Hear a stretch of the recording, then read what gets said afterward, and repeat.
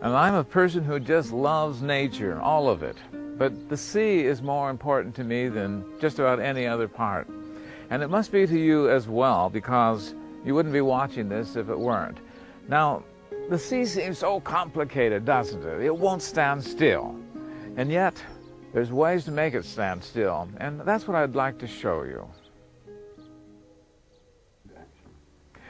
This is an example of one of my outdoor paintings, and I know it looks quite complicated with the sky fading from dark into light and the rocks going the reverse of that, and then down to the wave with its burst and its translucent water, its foam, foreground rocks, reflections, and so on.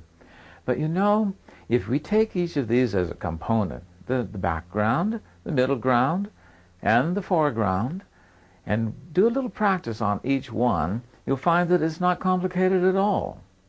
And while we're talking about it, this isn't a masterpiece we're making. We're going to learn component parts so that you may make many masterpieces from now on. You know, in the last lesson, we studied how easy it was to do a sky, how easy it was to do a headland, and then that master wave and our secret ingredients that made it so easy.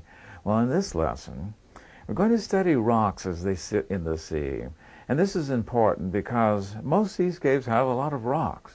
What we're going to do is look at the way that light and shadow affect rocks, how atmosphere will affect your paintings, the whole thing put together. And again, you'll see that it's really quite easy.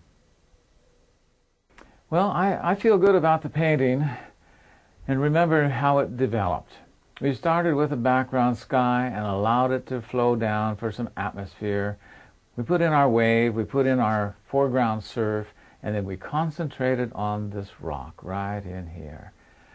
And we saw that the only way to build a rock is to show it has top and sides, and tops and sides, tops and sides.